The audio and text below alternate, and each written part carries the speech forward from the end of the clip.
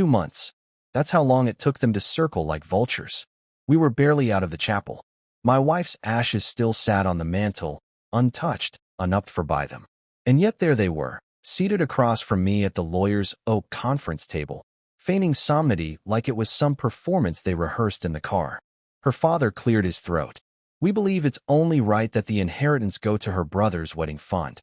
She would have wanted that. I didn't speak. Her mother leaned in, voice all sugar and poison. Family should come first. I looked at them. The same people who hadn't called us once during her treatments, who skipped the hospital and showed up after the funeral with a casserole and a calculator. The lawyer didn't flinch, just slid a manila envelope across the table. This, he said, tapping it once, is the official will. And then with a small smirk, the kind only someone who knows a loaded secret can wear, he opened a second envelope. Her name was Emily, and I loved her the way a man loves the only thing that's ever truly seen him. She was the quiet force behind my chaos, the calm I never deserved. We met in grad school, two broke dreamers in a city that didn't care. I had nothing but coffee-stained notebooks and bad credit. She had clarity, strength, a laugh that didn't match her tragedies. We built everything from scratch, shared a one-bedroom with a view of a brick wall, split bills, and ramen. She taught piano on weekends. I worked nights coding apps that never launched. But it was us. It was real. When her diagnosis came, we fought together. We took the pills, the appointments, the panic attacks together. And when the doctors gave us months, she didn't cry. She asked me to promise one thing. Don't let them take anything from you. I didn't understand then, but she knew them better than I ever would. The first clue came in the hospital. She was asleep. Her phone buzzed. I saw the preview. Let us know when the life insurance clears. Her mother's number. I didn't say anything. I just forwarded it to myself. Then I started watching. After she passed, they didn't even wait a week. Her brother emailed me a spreadsheet, budget projections for his wedding. Venue, caterer, photographer.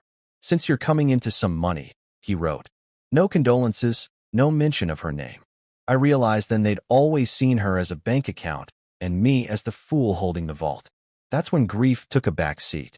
Vengeance got behind the wheel. I spent nights going through our files, not for memories, for leverage. Emily had set up everything. Joint accounts, trusts, insurance policies. But one detail stood out. The inheritance wasn't in cash. It was in shares. And the shares weren't in my name. They were in a holding company. Her company.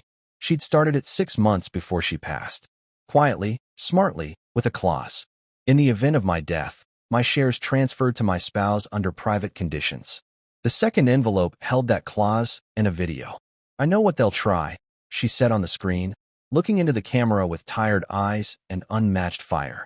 And if they're watching this, I want them to know I saw you. I heard every conversation behind closed doors, every plan, every threat. She looked straight at me next. Finish what we started. The lawyer paused the video. The silence in the room was delicious. Her parents looked pale. Her brother swallowed hard. I didn't blink. The lawyer passed me the pen. Sign here to accept full control. I signed. But that wasn't the end. That was just ignition. I spent the next 3 weeks liquidating assets quietly.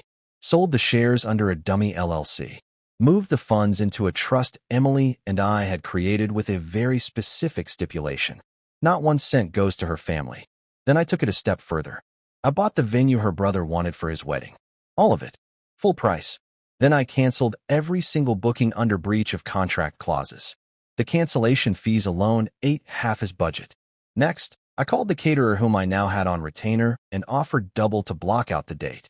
Same with the photographer, DJ, floral designer. By the time he found out, the only thing left for him to book was a parking lot and a Bluetooth speaker. He called me in a rage. You petty piece of I hung up and forwarded the call transcript to the lawyer. Emily's will had a bonus clause. Any verbal or written harassment from her family voids their eligibility for any sentimental assets, which meant I now owned the family lake house they once forced her to sell her piano to help renovate. The one with her initials still carved into the dock. At the final hearing, I brought them all in. Her mother tried to cry. Her father tried to threaten. Her brother just sat numb and sweating. I played the full video this time. Emily didn't flinch once. You used me my whole life, she said to them. And now you want to use my death, but I made sure you'd lose. I made sure he would win. She smiled. So did I? The lawyer handed me the final deed and stood. This concludes the reading. I turned to her family. You can go now? They shuffled out without a word. No eye contact, no dignity left. Now I sit at the lake house. It's quiet here. Peaceful. Her piano, the one they made her sell, I found it in a thrift store 3 towns over. Bought it back. It's here now by the window. Sometimes I press the keys. Not to play, just to feel the weight of what she left behind. She didn't just leave me money. She left me instructions, a map, a war plan, and I followed it to the letter. Grief doesn't leave. It just sits quieter. But so do I, with nothing left to prove and nothing left to lose. Because justice, when done right, doesn't scream. It whispers. And they'll hear it every time their phones ring. And it's not a wedding vendor. Every time they drive past the lake house they once thought they'd inherit. Every time silence falls and the only sound left is the echo of a second envelope being opened and their power dying with.